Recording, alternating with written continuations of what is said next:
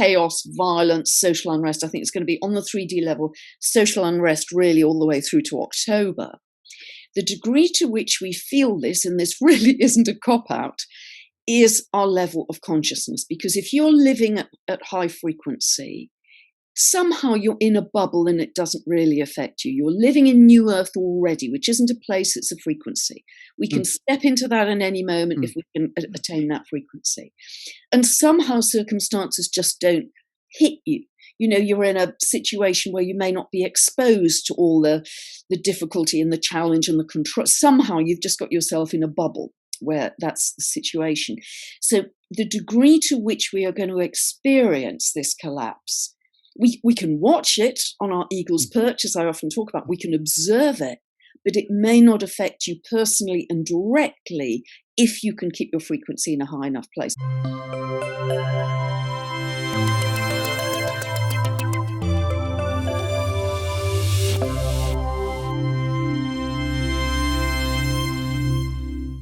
Hi everyone, this is Mind the Shift and I am Anders Bolling. I am thrilled about today's topic, which can be described as a tool as well as an explanatory model for life. To me, it's very natural and I've been using it since I was a child, but to most people, it's actually controversial. It can be a bit difficult to discuss this subject with people in the mainstream, especially with men. So although I have been fascinated by astrology and seen the truths in it since I first encountered it at age 8 or 9 or something like that, I have for the most part kept that fascination to myself. There are only a handful of people that I've been able to discuss it with, notably with my ex-wife, who's also a soulmate. So I'm not only proud in general to introduce to you one of the world's best astrologers to the show today. It's also something of a special occasion for me personally, perhaps a little bit like coming out, as it were. So a warm welcome to Mind the Shift, Pam Gregory. Thank you so much, Anders. It's a real joy to be with you. Thank you. And I'm also glad that you're here because I had to wait several months for you to find space in your schedule. So it seems like you're very busy. Do you think that's perhaps a sign of something happening in society, a sign that people are getting more interested in astrology? Or how do you? Yeah, I think it's probably two things because, you know, the volume is really immense, sort of 7 days a week. I think it's partly some people are afraid and need guidance, but another group of people are waking up to something greater than self, greater than 3D, our tangible reality. So I think both of those are strong drivers in people writing to astrologers and saying, help, you know, what can you do to shed light on the current situation? Yeah. Well, I'm glad that you're busy because it means that you can help a lot of people out there and spread your knowledge and your wisdom. You discovered astrology at the age of 21, I think Yes, it was just pure chance, really. Yeah. I'd emigrated to Toronto straight after university. There was a big recession in the UK, and I'd wanted to go to Canada since about the age of 7. I started to write to Canada House when I was 7 and said, you know, I want to emigrate to Canada. And they said, well, you've got to wait till you're at least 18. They were very polite. But anyway, literally, as soon as I'd finished university, I emigrated to Toronto with $100 in my pocket. So that was a great adventure, knew no one. And in the first week, must have been a huge week for personal growth because I joined a yoga class. There was a chap there that somebody said was an astrologer. So I went up to him. He was a wonderful guy from Jamaica. And I went up to him at the end and said, look, I know nothing about this. I'd love you to do my chart. And he said, just give me date, time and place. And I went to see him the next week and I spent 7 hours with him. And it absolutely blew my world open. And I can remember that as if it was yesterday, sitting in his tiny, tiny flat in Toronto. And it's like, I write about this in the first book, as you know, Anders, but it's like the whole world had cracked open. And there was this whole dimension of meaning that I'd been completely aware of until that point. And he went back with dates and ages in my past, as I do with my clients, to kind of partly validate the birth time, but also to validate astrology, because he was just absolutely spot on. And it was very interesting because one of the things he said was on September the 4th, 1979, that will be a very big turning point in your life. Anyway, in those days, it was on a tape, and in various house moves over the time I was in Toronto, I lost the tape. Oh. And when I was finally leaving Canada to come back to the UK forever, I was packing boxes and came across the tape. So I was playing the recording while I was packing. And it said September the 4th, 1979, big turn. And that day was September the 4th, 1979. Oh, and really? he also said by the end of October, that will be one of the greatest highs in your life. And on that very day, 30th of October, I was sitting at 19,000 feet in the Himalayas.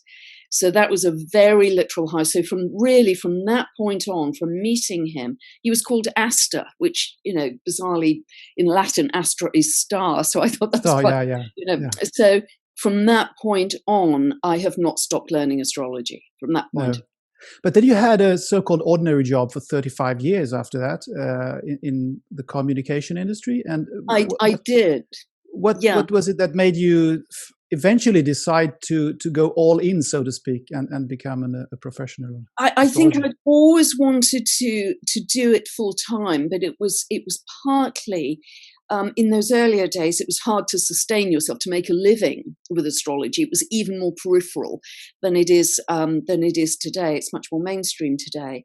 But also, and I think many of us, Anders, go through this in our lives, that we do the kind of no-brainer. We do the conventional corporate no-brainer. So for me, it was an interest in communication. It was an interest in psychology. So I spent about 16 years working in the advertising business, which wouldn't be a choice now, but our values have shifted dramatically. And then I spent 20 years training management people how to make more persuasive business presentations. And then just finally, I thought, I have wanted to do this for so many years full time, and just threw myself into it totally, fully about 16 years ago, but all the way through that normal day job, as it were. I was studying, taking exams, learning, weekends, evenings, non-stop, really. It's been a long time, and I'm still learning every day. I never stop learning. It's vast. It's so rich, isn't it? And you really understand that when you read your book, which I have recently read. I devoured it, and it was fantastic. And it has a very ingenious title. You don't really believe in astrology, do you? Which says so much. I just love that title. It speaks to me because people like you yourself before and myself today, we experience that all the time, but you can't really talk about it. Anyway, in this book, exactly. In this book, everything is so enormously well explained, and how astrology goes perfectly well with the theories about a holographic universe, about a unified energy field, which more and more scientists are talking about today, and of course, quantum physics with its its non-local causality. Your chapters on how this all works is, I think, it has a stronger scientific rigor than most other books on human development that I've read. And you mention many heavyweights, scientific heavyweights, in the book, from Plato to Einstein, of course, and David Bohm and Carl Gustav Jung, just to mention a few. So I think the many skeptics out there would be surprised. So, and I know that you really would like to delve into, and I would very much also delve into the energies of these times that we are living in, and we will definitely come back to that. But firstly, I would like you to talk a little bit about how you see this working. And I have some theories myself, so if you bear with me, I will try and give a little bit of how I see it, and it would be lovely to hear what you think about that. You discuss at length in your book the planets and the significance of their aspects, of course, and planets in astrology can mean more than the scientifically formal denominated planets. Of course, the sun, for instance, is considered as one, and there are dwarf planets and all that.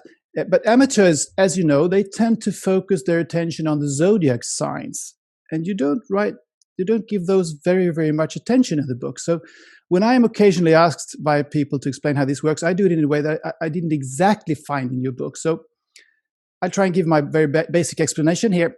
The way I see it, it's like every point in space-time, as perceived from our physical earthly perspective, has its own specific qualities or traits. Well, it's all energies really, but you know my point here.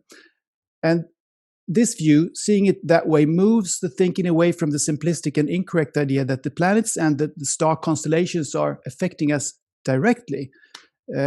I think it's probably not the constellations themselves that are at work here, but the different kinds of energies reflected in the different parts of the sky. So, as seen from the Earth, the whole sky is 360 degrees, and it can basically be divided into 12 sectors of 30 degrees each, and voila, there's the 12 zodiac signs.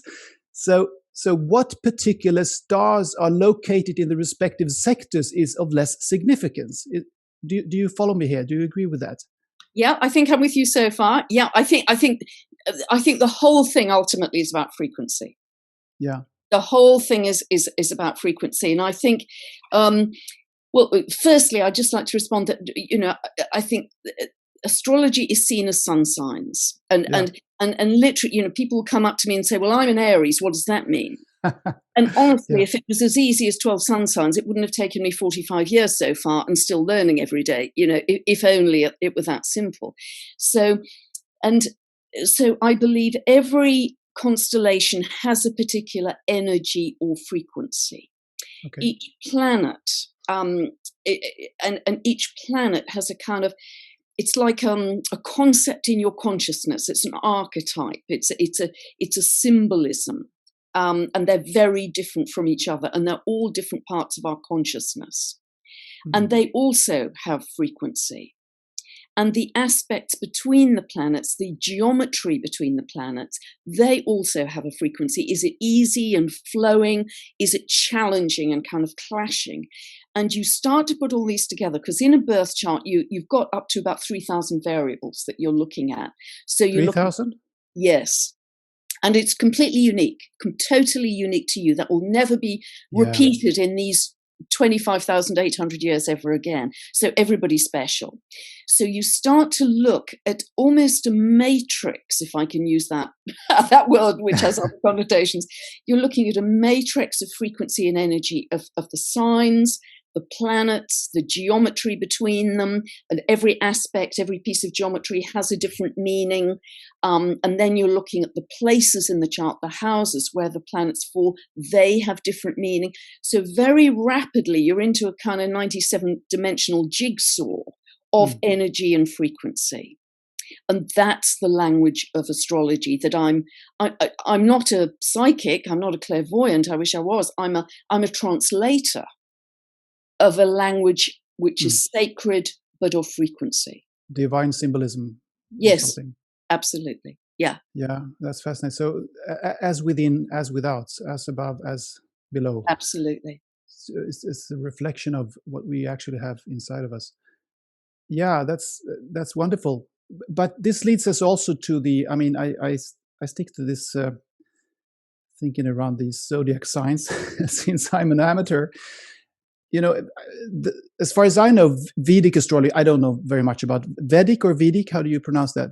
Vedic. Yeah, I pronounce Vedic. I don't know anything about that either, Anders, just because they're two very different systems. Yeah, I can just briefly, one aspect of it, one detail. As far as I understand, it's acknowledges the scientific fact that the star constellations are seen from this perspective of the Earth moving on the sky slowly, which means that a person who is born in a certain sun sign today, or a certain sign, or has anything in the sign today, has that in a different zodiac sign than a person born on the same day several hundred years ago. But to some people, I think this is a bit very superficial way of looking at it, but that should mean superficially that, then that person must have the qualities of that other sun sign that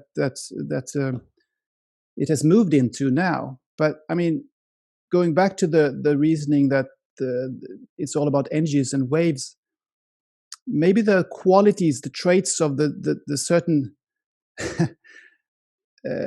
points in space-time in these sectors are the same as they have been before? I mean, it's a blurry question here, but do you follow my reasoning? To be honest, I know very little about astrology because it's a lifetime's journey just sticking with Western astrology, and you can get terribly muddled because the zodiacs are about 24 degrees apart. And in Vedic astrology, their zodiac that they deal with is the background of the stars, essentially. And in Western astrology, it's the astrology of the seasons. When the sun enters, the solstices and equinox points, where the sun enters Aries, Cancer, Libra, Capricorn each year, and that's the orientation, the kind of context for Western astrology. So the two zodiacs are about 24 degrees apart. The Vedic zodiac is about 24 degrees behind the Western zodiac, which we use. So it's ever so easy to get, really stuck in the weeds with this, which is why I just stick to one system, which is enough for one lifetime, probably several. But yes, there's a slippage, if you like, in the constellations about 1 degree every 72 years. Yes, you're correct with that. So over the course of about a lifetime, there's a slippage of 1 degree if you're looking at that background of the stars. Yes. So how would you interpret that slippage in Western astrology terms? Would you give it any significance at all? No, I wouldn't really. It's only if you're starting to look at the fixed stars that becomes important, because everything else is moving. All the planets I'm looking at are moving at different speeds all the time.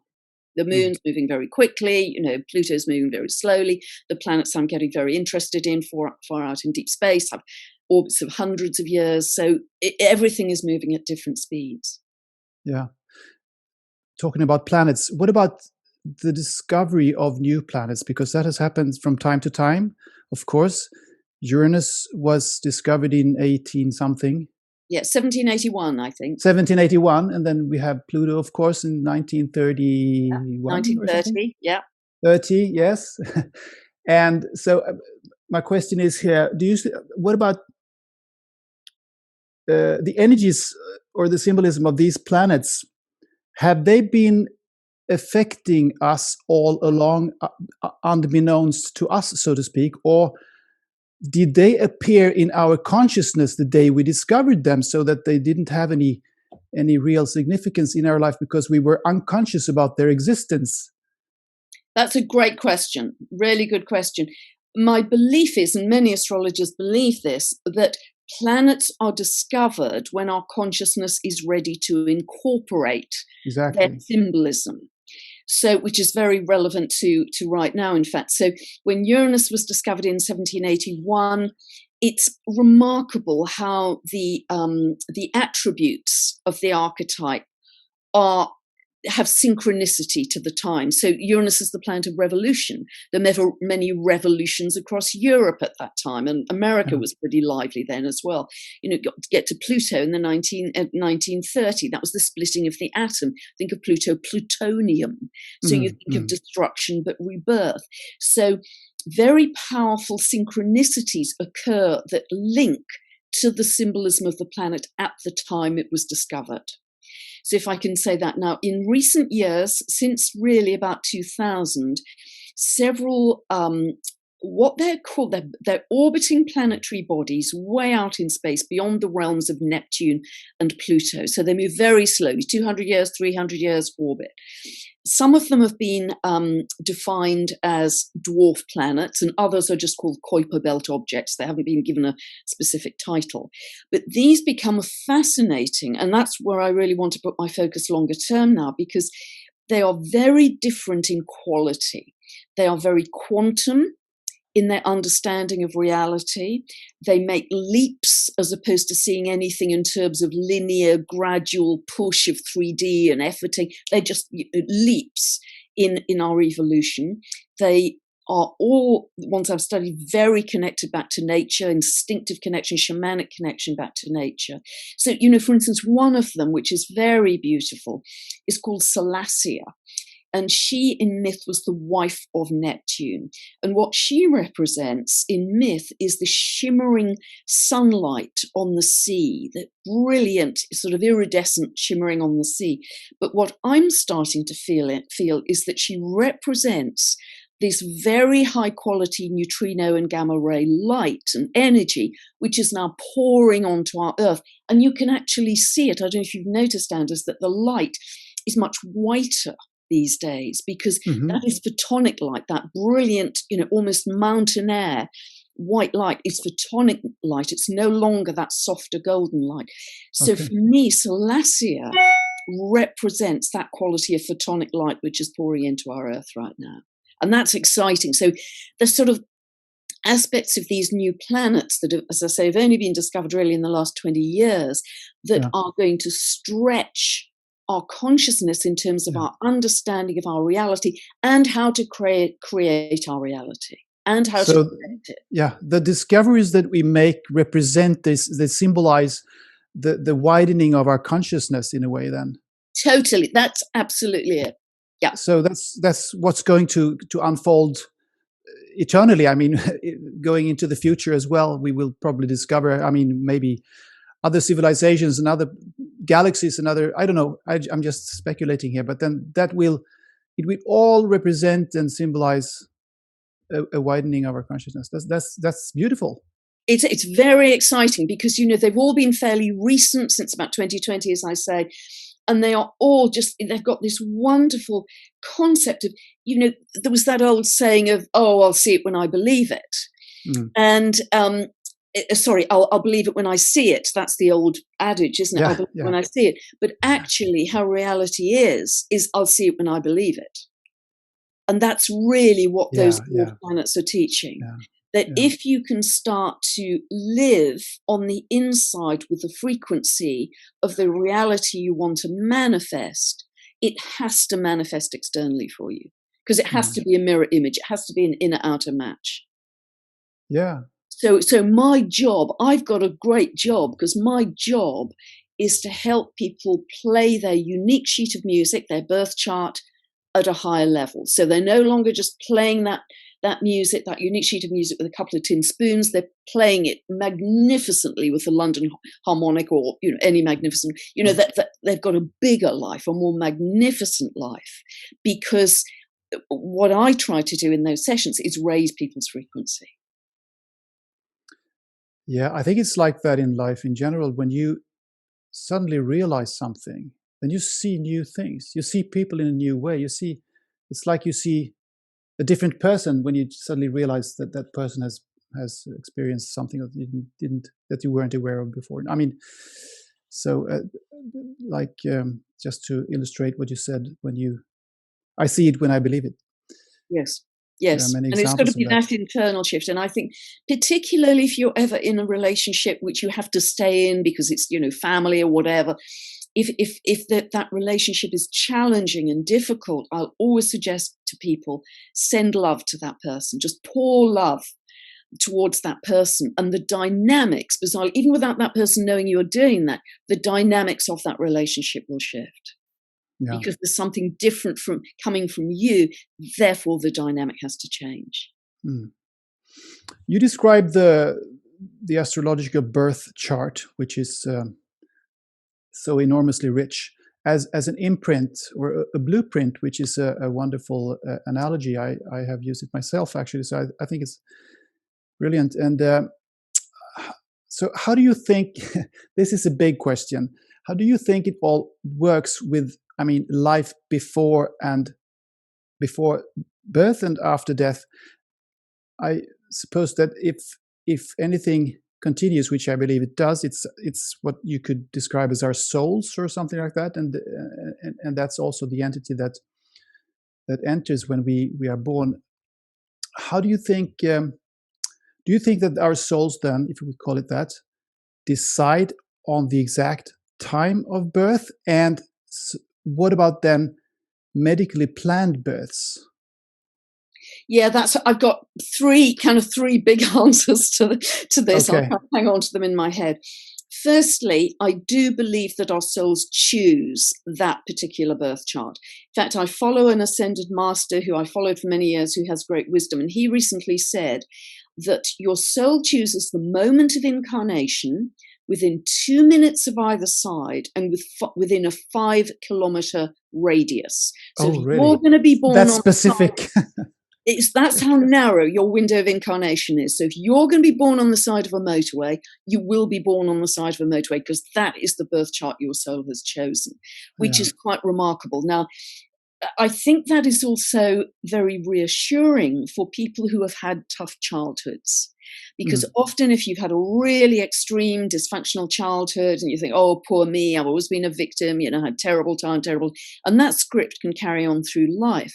But if you can make that person understand that the soul chose it in order to take that person on a deeper journey, in order to come back full circle to shine more light in the world, then that tough childhood acts as fuel or fertilizer for that person's growth, and therefore you also give that childhood meaning. It wasn't just a tough time; it was an incredible period of galvanization for your soul's growth.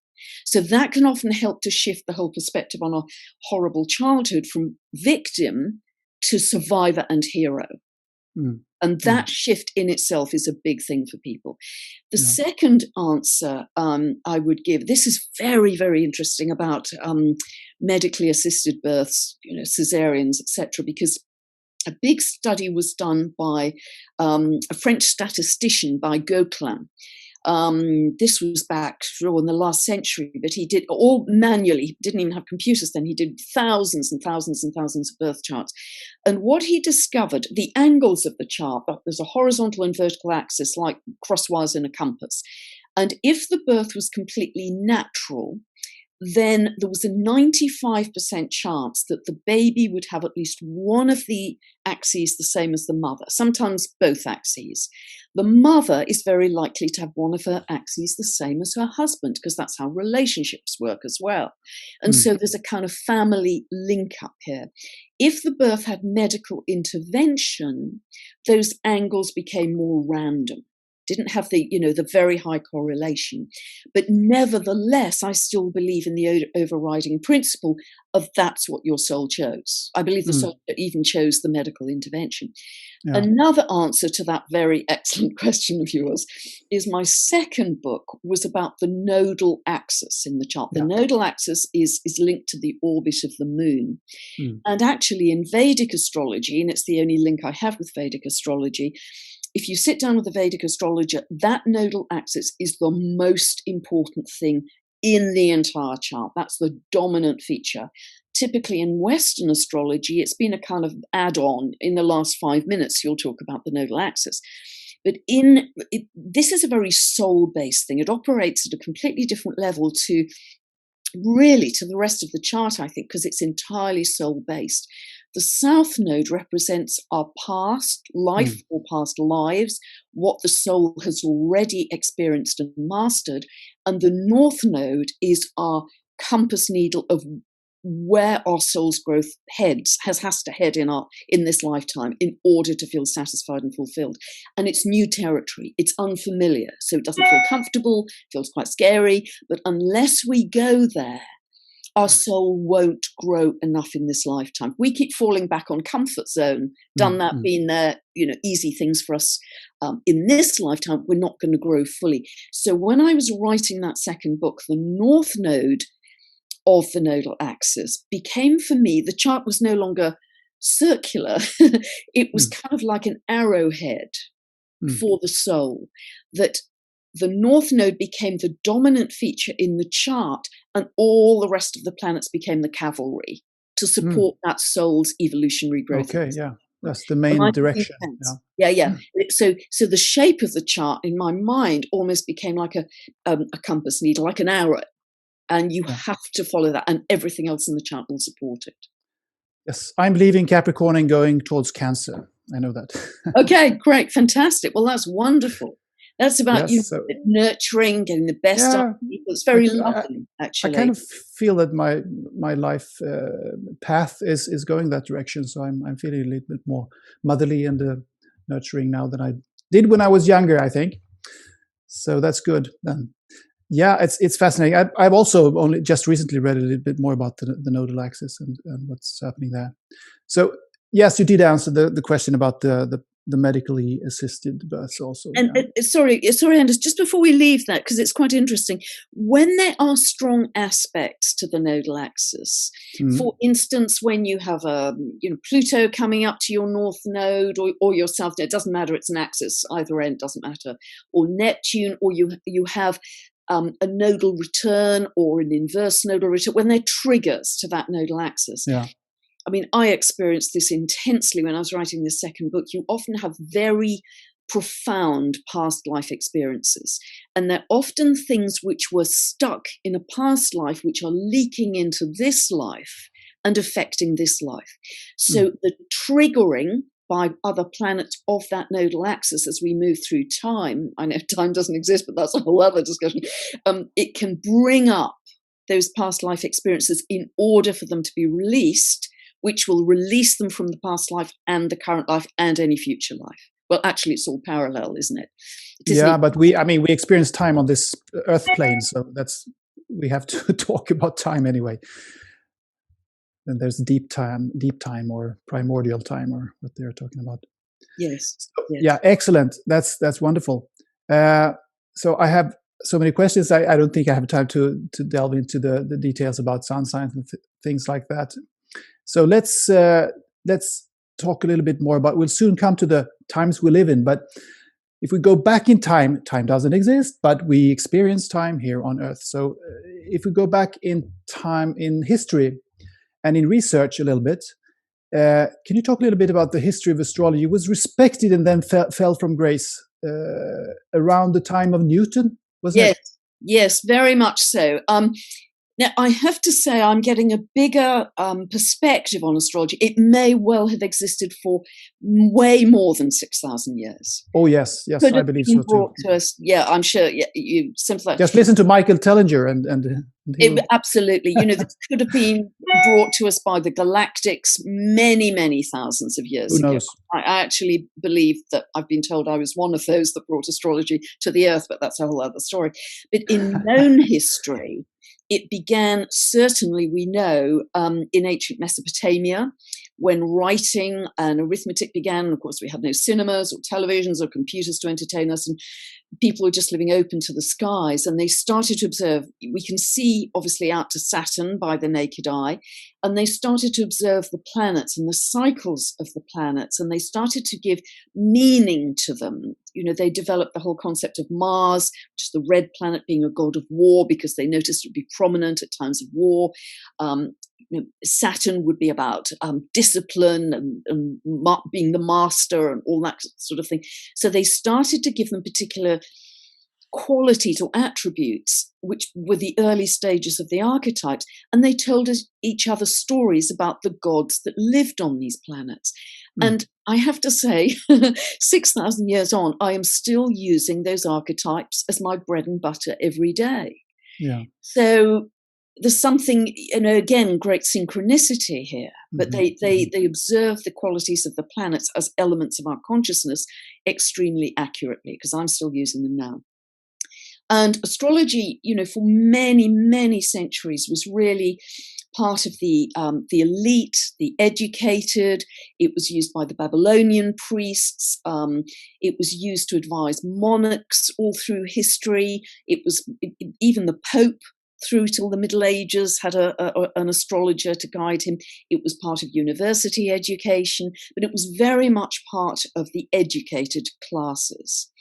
And then Newton came in, and quite rightly, through his kind of laws of reason, if you like, he couldn't make astrology work measurably, because the planets were too far away to have any gravitational effect. Yeah. Therefore, it was bunkum, essentially.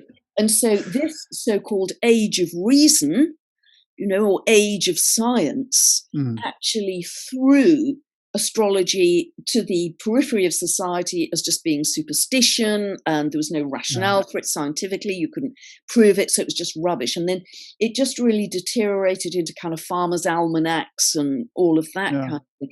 And it's really only been in our lifetimes, really since the sort of well, a little bit more than our lifetimes, but early 1900s with the Theosophists and Madame Blavatsky and all of Steiner, all of that. And then eventually Carl Gustav Jung and Krishnamurti brought it into more modern psychology to have the kind of astrology that we have today that is available to individuals of any place in society. It isn't just the monarchs, it isn't just the elites, it isn't just, highly religious, but it's really part of our everyday life. Anybody can access it. And so we've learned a kind of psychological astrology over the last 100 years or so, which is much more useful than practical, I think, in our everyday life. So it's changed a lot since the early 1900s. Perhaps leaders have used it more than the official story will have it. Absolutely. All along, I mean. Absolutely. I mean, if you go back to Elizabeth I in England, she had a wonderful astrologer, Dr. John Dee, who was really her ambassador. She used to send him abroad to be her spy. And he advised her on everything. He was a brilliant mathematician, an astronomer, an astrologer. He invented the term the Great British Empire. And astrologers held a very high place in royal courts right across Europe. But for instance, Dr. John Dee, whose work I think I'm fulfilling for him because he's one of my main spirit guides, I have to confess, he was one of the last great royal astrologers across Europe. And then it all just fell from grace after that.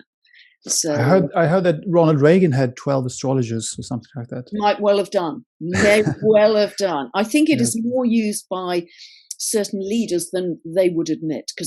Yes. I think so too. So in your videos, or another question on that topic perhaps, what do you think about talking about Newtonian times and the time of reason, the era of reason and so on? What do you think about the accepted sciences, the mainstream accepted sciences about personality and personal growth, like psychology and behavioral science? What's your view upon those?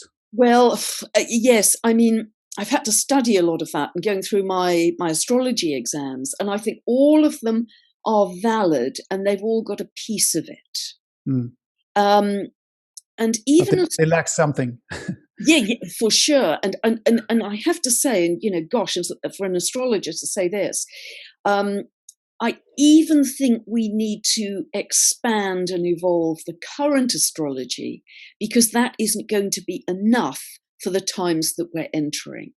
So whether that means we have to expand the archetypes of the planets which we know so well, which I use all the time in my work, or whether we've got to stretch out to these deep space planets to bring in new qualities of consciousness.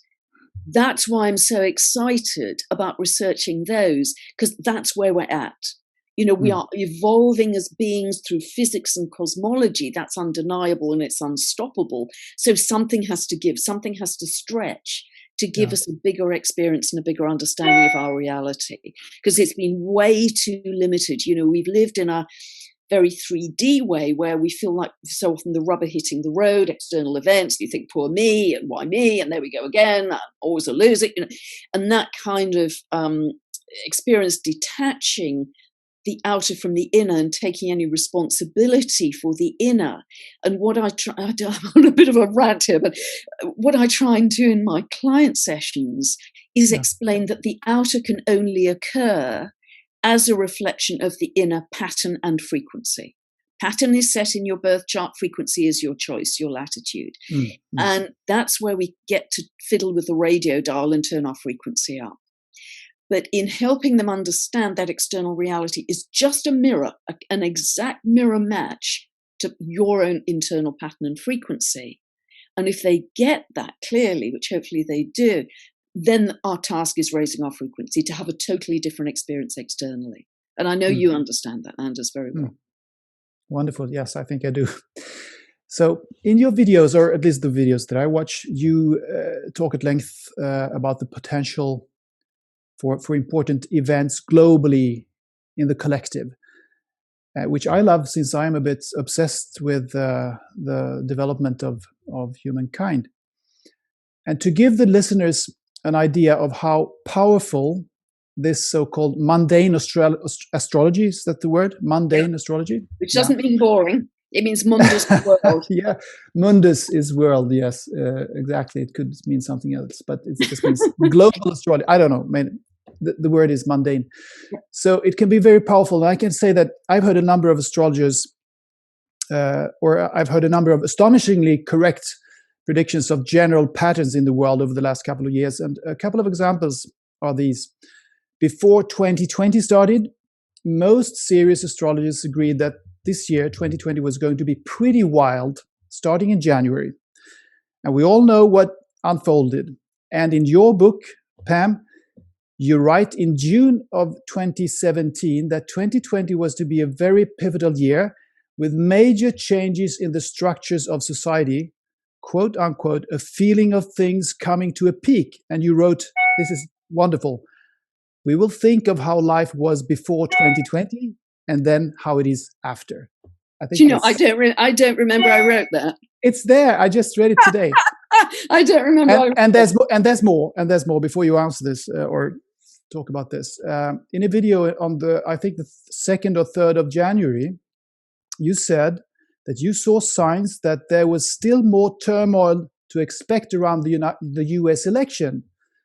Sure enough, the Washington Capitol was taken over by a Trump mob on January 6th. And as we record this, there is many people are talking about more violence and turmoil can be expected before the inauguration day on the 20th. So, talk about this. Well, I don't remember I wrote that. That's quite remarkable. Oh, you did, and it's brilliant. You said that we are in the biggest evolution of humanity in approximately 12,000 years. So what are the energies of these times? What is it with 2020 and 2021? Wow. Okay. So a lot to say here. I think what's important. 30 seconds. Yeah.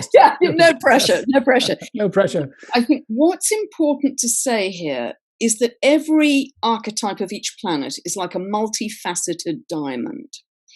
So you have to stick with the core of the archetypes when I'm trying to be very strict about this in writing about astrology, because it is symbolically accurate. It is not executionally accurate. And what I mean by that is the archetypes, energy, qualities of the planets will always play out, but you can't guess at exactly how it will manifest in terms of events and experiences, because that is down to the consciousness either of the individual or the collective. Because we will manifest our reality, our astrology in different ways, depending on our level of consciousness. Yeah. I think nobody actually pinpointed the pandemic. Not to my knowledge. We knew it was going to be very tough. So have I explained that well enough, Anders? Yes. Oh, yes. Okay, so latitude in execution, but always accurate in terms of symbolism. It's a bit like meteorology, actually. Yeah, absolutely. So we had this very kind of tough conjunction, 12th of January, as you know, 2020, between Saturn and Pluto. Saturn and Pluto tend to come into hard aspects, and by that I mean the conjunction, the opposition, and the square, when times are tough. You know, if we go back to the 1930s, 1933 to 35, very tough, Great Depression, hard aspect between Saturn and Pluto. 9/11, opposition between Saturn and Pluto.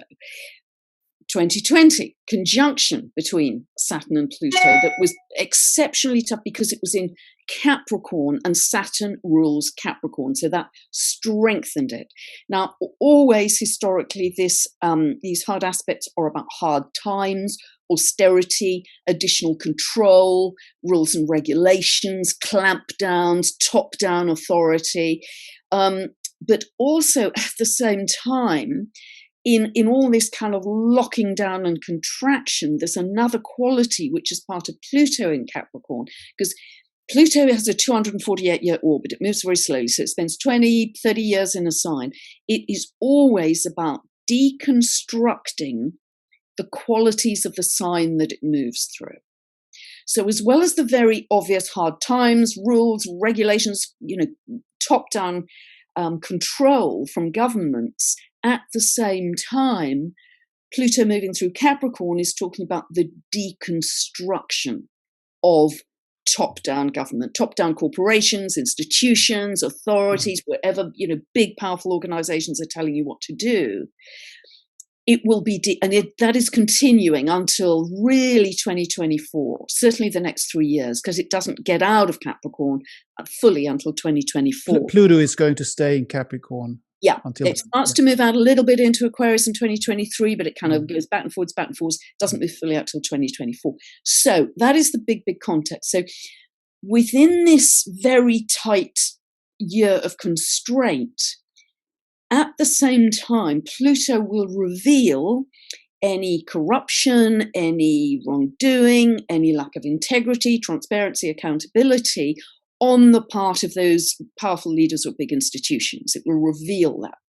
And that in turn will accelerate the collapse of the old order, because no longer will they seem like they have our best interests at heart, they are our trusted leaders, they always care for us, all of that is crumbling and will increasingly crumble over the next 3 years. I think that's exactly what we are seeing, actually, in many places. So, and we're in an accelerated unraveling, particularly over the next 2 months of seeing that. And the reason that will occur is that many truths will come to light. As we move into more planets being in Aquarius, Jupiter, Saturn now have moved into Aquarius out of Capricorn, that puts the momentum from the past into the future, but it also is the sign of truth. Truth, disclosure, integrity, we've got to come clean. So what will accelerate this unraveling, which is the really, really big kind of first layer on the canvas, is truths coming to light. Am I being clear here? So so that's what we're into. So 2021, I see really as a year of transition, of there's still strong attempts at control, and this is going to come in waves, but equally there are bursts of revolution towards the new. And the whole tension I've mentioned in the last couple of videos, there's huge tension between every planet, actually, every planet you look at is sort of under tension, but it's a clash really of the old and the new, the control and the freedom, the elitism versus the egalitarianism. So this is Uranus versus Saturn. Absolutely. Uranus, the big Saturn and Pluto conjunction sort of ended at the end of last year. The main aspect going into 2021, which we have already, is Saturn square Uranus. By the way, that can bring up a huge amount of economic turbulence, financial turbulence, stock markets, just very volatile all over the place. But this is very interesting because this kind of message of the old and the new, control and freedom, is repeated over and over again, because, for instance, Saturn is the old, the way things have always been. It's to do with control, rules and regulations, but it's in Aquarius, the sign of the new, which is ruled by Uranus. And Uranus is, as I say, the ruler of Aquarius, and it's the revolution, the bursting through of the galactic, the high-level mind, the new, the future. It's the maverick that smashes up the old. If the old is lacking, not supporting our future growth, it will just want to smash it all up. It's the maverick, it's the breakdown to breakthrough. But that, for the next, up to 2026, is sitting in Taurus, which is let's keep things as they are, don't rock the boat.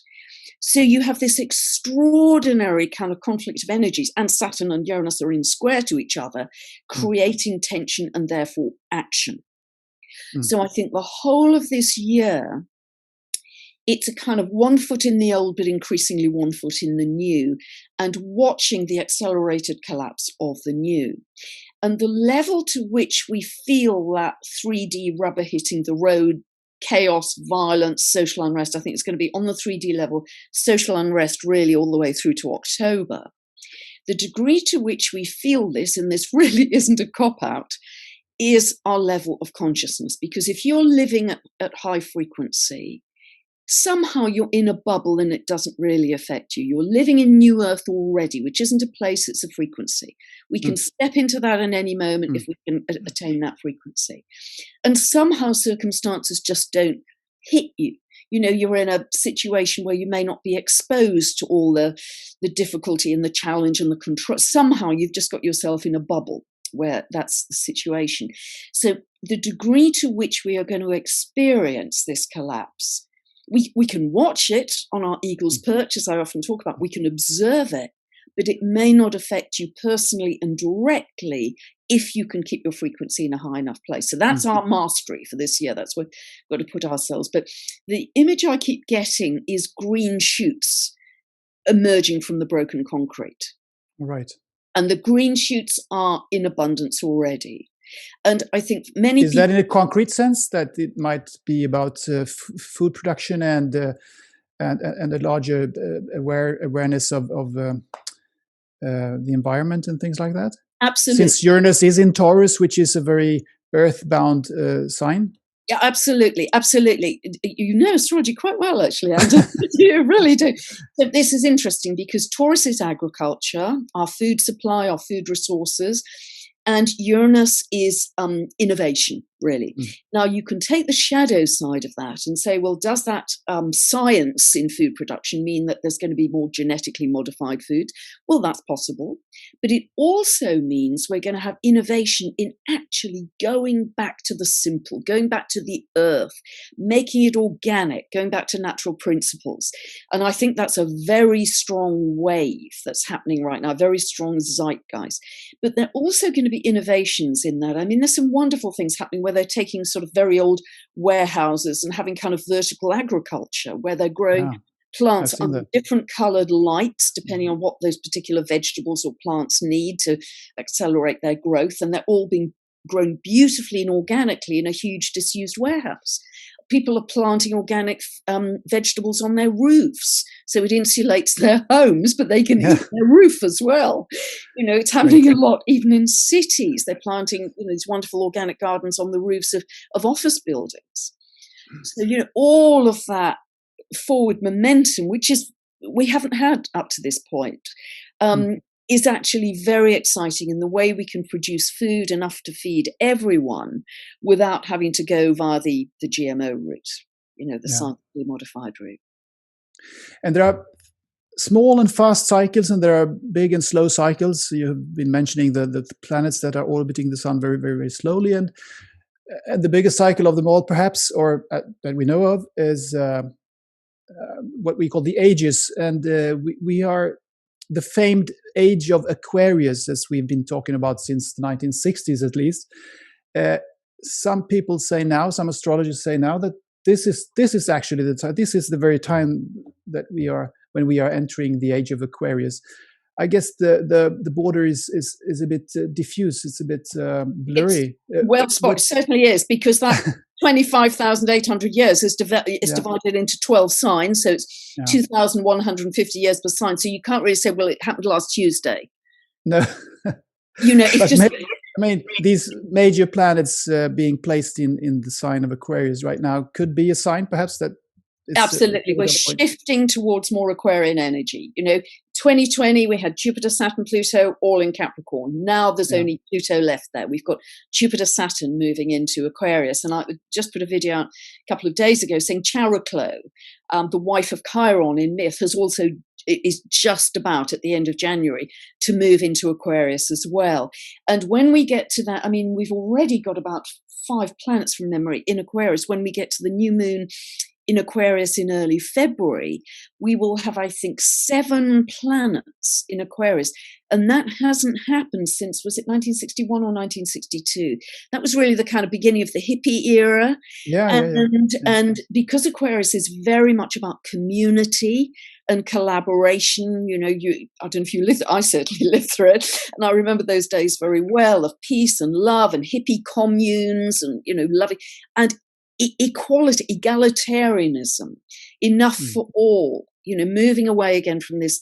So that the hippie era in the 60s, which I loved so much, was actually the seeding point for what we're starting to experience now.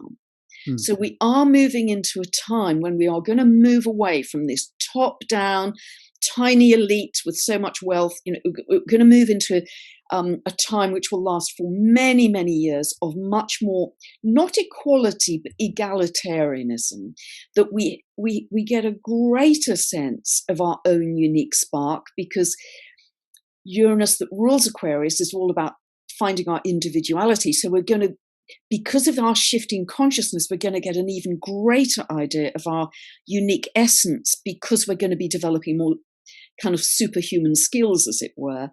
Yeah. But at the same time, we are going to get a much stronger idea of we are all in this together. We are a global humanity. We care for each other. I think one of the things that the virus has brought up is compassion. Compassion, empathy, feeling for others.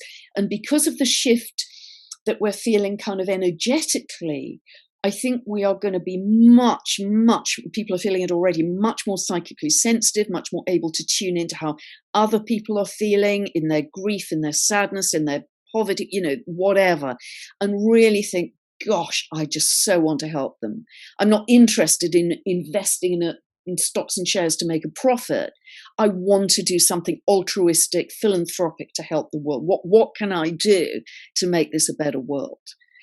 So I think our Uranus in Taurus values, I think our values have already shifted radically in 2020. Will continue to all through the early 20s, because we will shift from yuppiedom and, buying stuff and I'm here to make a profit to I'm here to care for others. Yeah. More humanism, more Aquarian way of thinking. Totally. And you also talk a lot about the United States, and some listeners react on that. But you have explained that there is a reason for that, and I think it has a lot to do with Pluto. Can you explain a little bit about why the United States is so important right now? What's happening there? Yeah, it's really hot right now. Well, it doesn't need an astrologer to tell you. Not just the election and Donald Trump. Yeah, but from an astrological point of view. So when the Declaration of Independence was signed, essentially, 4th of July, 1776, that was really the so-called birth of America. And there's a birth chart for that time, 10 past 5 in the afternoon, Philadelphia, which most astrologers use. Certainly that to me is a fabulous, highly responsive chart. So that is the chart, sort of the birth chart of the US. Now, at that time in 1776, Pluto was at 27 degrees of Capricorn. Pluto has approximately a 246, 248 orbit. It varies very slightly because it's elliptical. But Pluto is essentially coming back to its natal place. It's currently in the heavens at 23 degrees of Capricorn, but it's coming down the line. It's tracking back to that 27 degrees of Capricorn, which will happen exactly next year, 2022. But we're feeling it already. It's about power issues. And really, because natal Pluto falls in the second house of that birth chart of America, that is about the economy, but it's also about the country's values. Mm-hmm. So a big part of I don't know if people have defined it this way, but it's really about who are we as America? What are our values? We've had a pretty iffy history with slavery and racism and and that, racism still continues. What are our values going forward? This is a rebirth of America that we're going through essentially. So what you're seeing in current times, and the astrology is absolutely blinding right now, it's so wild. Hardly ever seen astrology like this, is it's all part of that bigger picture of the deconstruction of the old order. So I think if we can see it in those terms, that whatever kind of tough stuff is coming at you day to day on the street, in the news, that is the bigger context. And I think it's very helpful to keep that in mind. So something has to fall and collapse in order for the new to be born. So I think that's very true globally, but America is kind of leading the way in this, because whatever happens with this election is going to be much more influential on the whole earth, the whole world, than it ever has been in any other election. That's why I tend to focus on it. And also the chart of the US is being triggered pretty heavily at the moment, as you might imagine. Yeah, death and rebirth, Scorpionic energy. And on the very day of the inauguration, the 20th, something important is happening as well, astrologically. It is. Okay, so Okay, so Uranus is the planet of earthquakes and revolutions, and so it's sitting at 6 degrees of Taurus. Now, for over the last 6 months, Mars has been tracking through its own sign of Aries, the warrior. And so that has been stirring up a lot of trouble on the streets in many, many countries. It hasn't been covered in mainstream media, but there have been huge protest riots. I'm sure you're aware of those, Anders. Yeah. So on the 6th of January, Mars also moved into Taurus. Now, it's still kind of 5 degrees away from Uranus, but nevertheless, that is considered an acceptable orb for a conjunction. So, so I felt that from the 6th of January, that signature, when Mars and Uranus come together, if you study when exactly earthquakes and volcanoes happen, you normally see a hard aspect between Mars and Uranus, because Uranus is the planet of eruption and Mars energizes the eruption. And particularly when it's in Taurus, which is the Earth.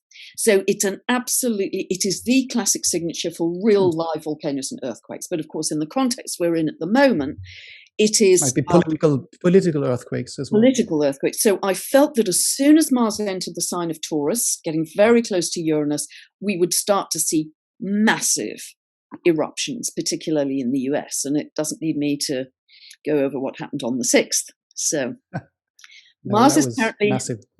Mars is currently getting closer and closer and closer, and it becomes absolutely exact on the 20th of January.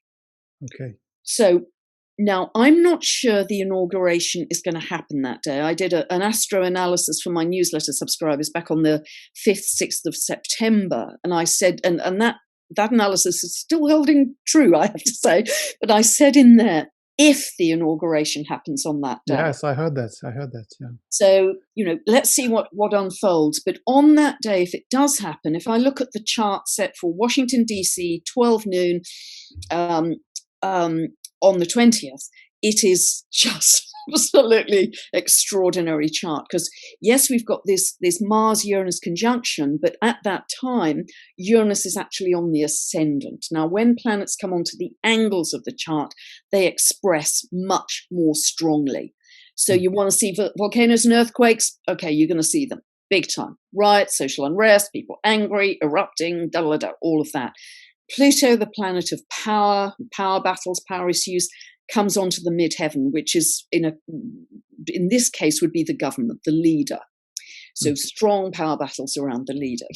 This is all pretty obvious to see, isn't it? But also you've got the Sun, Jupiter, and Saturn in square to that Mars-Uranus aspect. So this is all about really expanding that Mars-Uranus eruptive earthquake quality. Explosive energies. In addition to that, at that time and for 2 hours after that, the moon is at what's called the anaretic degree. It's at the 29th degree of Aries. Now, whenever a planet is at the anaretic degree, the last degree of the sign, 29th degree, it tends to exhibit the shadow side, the less positive side of that sign. The moon is the people. Aries at its worst is about anger, impulse, aggression, fight, kicking off. So the people are going to be angry. So it's a very clear picture if I look at the chart for that time. So if it happens then, it is fair to say it will not go perfectly smoothly. And so maybe Donald Trump gets another 4 years. And there will be many twists and turns. There will be many twists and turns. I mean, as we speak, there is a second impeachment process unfolding in the Congress. So it's really crazy. Yeah, indeed. And I think over the next 2 weeks, hang on to your hats. I think we are going to see the most extraordinary unfolding, many twists and turns. And the other thing I'd say is, because transiting Neptune is in this long-term square to the nodal axis, and that becomes exact on the 28th of January, but it's really exact this month, that is just going to be layers of truth and untruth. You think you've got the truth? No, you haven't. The people you trusted, they're not the goodies, they're the baddies. Yeah, you got caught again. The people you thought were the heroes or the zeros, they're the losers.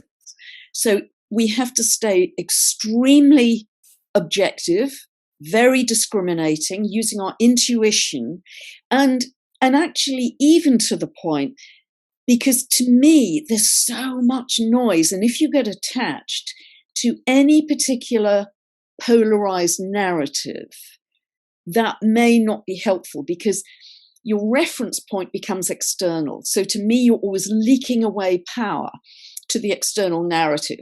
Yeah. So if your guy isn't all of a sudden today looking good because he's going to be impeached, or, is he not? Is he going to, yes, no? Your power, the sense of how much power you have, will depend on that narrative.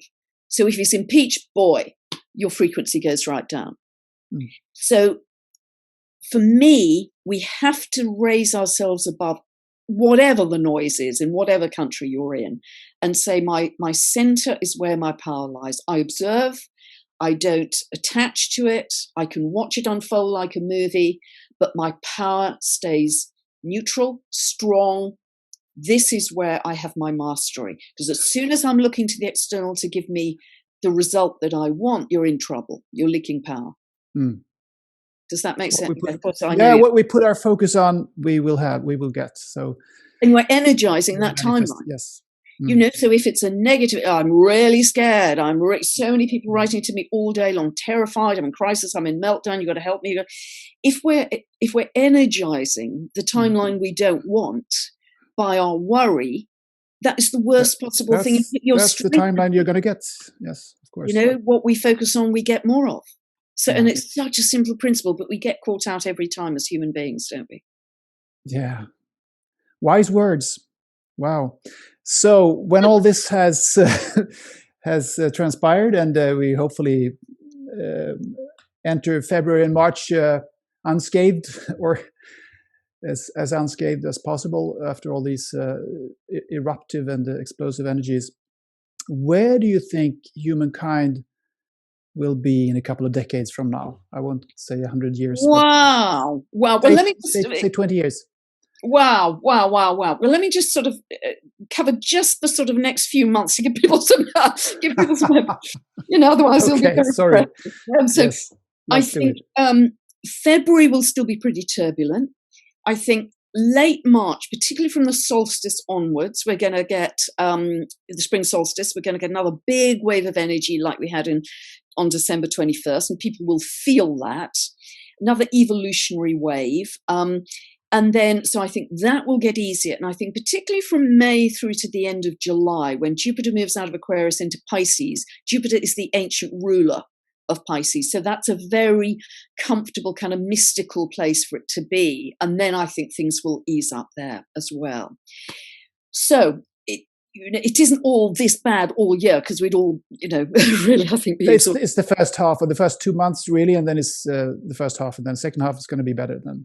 A little better, yes. Second half better than the first, and it'll go in waves through the year. And you feel you can be making a lot of progress, and then at times you'll feel, plateauing, then another wave. It'll be like that, sort of evolutionary waves, which is partly dependent on the cosmology and the physics, this new energy coming in. Where will we be in 20 years? My goodness gracious. Well, I think we will have a much stronger sense of being galactic citizens. I think we will easily be able to teleport, or in whatever way, travels just simply won't be an issue. I mean, already, even a few years ago, a flying car has been developed, which is extremely expensive right now, but you can kind of drive it along the roads to a field or whatever, and then just take it off vertically, and can take a whole family, and off you go. So the flying car is already here. I think people may be even flying individually with jetpacks on their back, a la sort of sci-fi movies of long ago. So the whole issue about rules and regs around travel may simply disappear. I think we will be much more crystalline in our being rather than carbon by then, maybe even diamond by then. But we will for sure be more wave and less particle. We will lose a sense of time. Everything will just be in the now moment. There will be no need. Do you think we will use calendars in 2040? No, I don't. We won't even call it 2040. Maybe we will call it something else. Yeah, that's sort of nothing. I mean, it's a real, this. Do you know, the naughtiest thing I did as a child, and I remember it so clearly, is I borrowed a book from the library just called Time and I never took it back. I read it. That was naughty.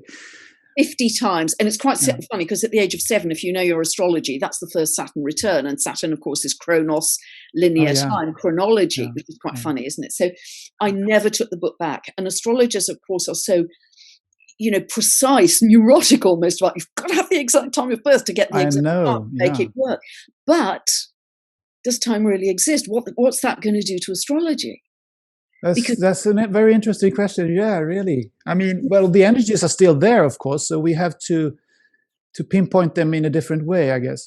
Because some of the techniques I use are based on clock time, transits of the planets around the heavens, linear time.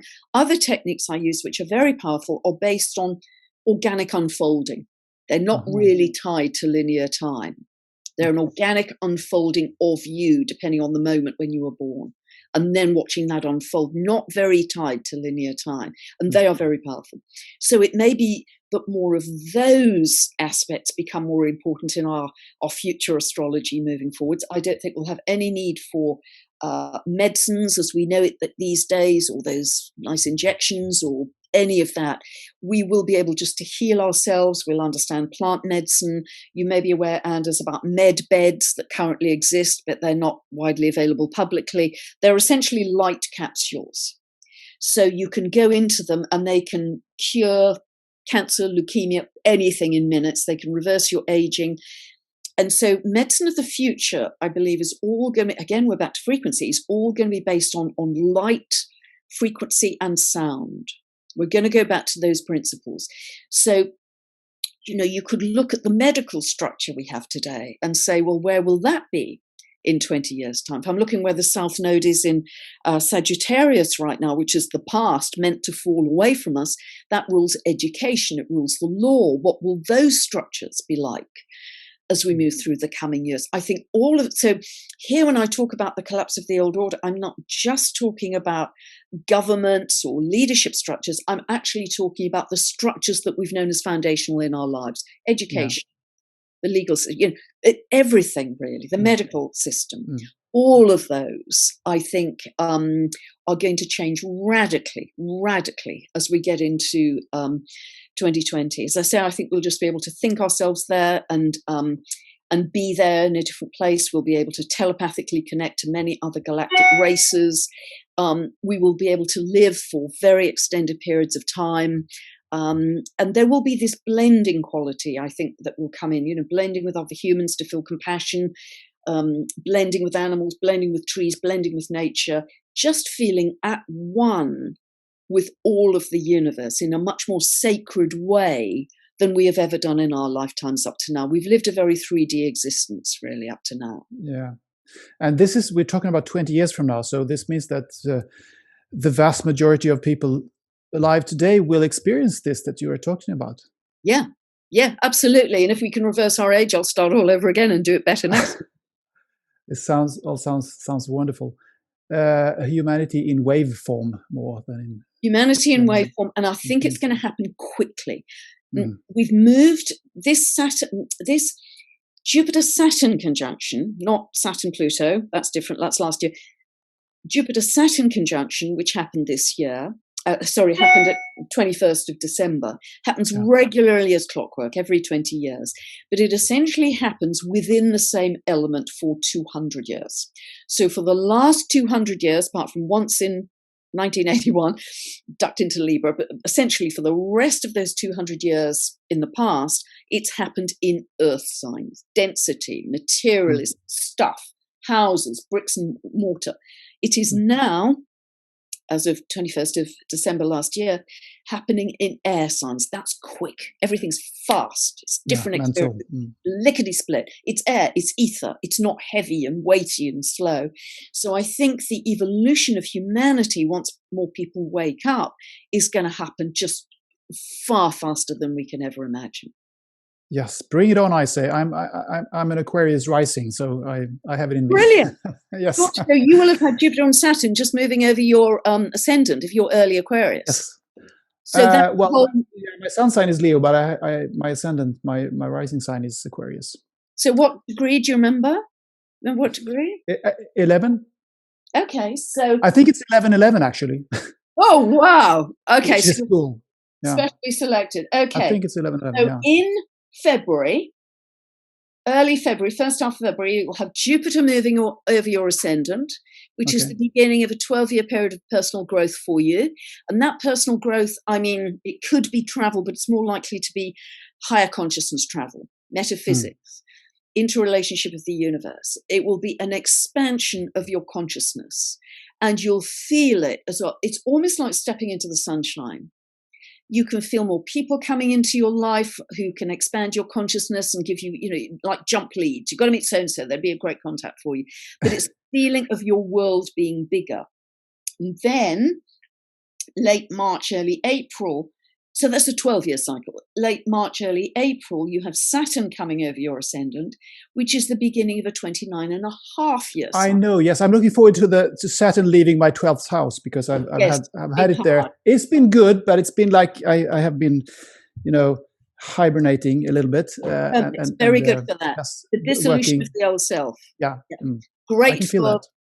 Writing books, meditating, all that. But when Saturn comes over that ascendant, that's a whole new you, physically, mentally, emotionally, spiritually, a lot. And you decide who the new you is when it comes over that ascendant. And you may feel over the coming 2.5 years that there's almost like a guiding hand coming into your life to direct you to particular areas of interest that will become long-term very important for you. It has been a lot like that, actually, for the last 2.5 years. It's been in my 12th house a little shorter this time than last time, I understand, but it's about 2 years. Well, anyway, this is not about me.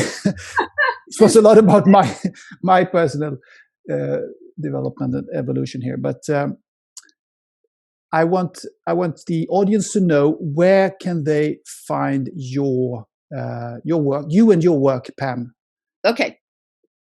So my website is pamgregory.com. That's the shorthand. And I have my books there for sale. I also have some teaching videos for sale. I write a very long, about 7,000-word monthly newsletter, often about global events. I'll certainly be writing about what's unfolding in the US in the February newsletter. That comes out every month. It's very inexpensive. It's £15 roughly for the year, which is about $18, $19 for the year. So and as I say, I write a lot, so that's a good place for information. I'm afraid to say, just in terms of the website, because people are missing it, I'm not offering any client consultations in 2021, because I've been working 7 days a week for as many years as I can remember, and it's just unsustainable, because I want to create time to research these deep space planets. So I'm very sorry about that, but there are lots of other excellent astrologers out there. I also do a lot on social media. I've got a very active YouTube channel, which is just Pam Gregory Astrology on YouTube. I'm probably going to be adding on brand new YouTube to that very soon. I'm very active on Facebook, and I'm probably going to be migrating to other platforms, as I think many of us are. But that will become apparent. So I do a lot. I write about 2 or 3 quite long posts a week on social media, currently Facebook, but we'll be migrating, and MeWe as well. So that's really the span of it. But I put out a lot of information through each week. Yeah, fantastic. Thank you so much for this wonderful conversation, Pam Gregory. Let's hope that more people would discover the gems of wisdom and knowledge that astrology contains. Wonderful. I've so enjoyed this conversation, Anders. It's really been, it's pushed me in ways that I've absolutely loved, because it helps me make other connections as well. So I really want to thank you and for your own Love knowledge. To hear it. Bless you. Bye-bye. Bye.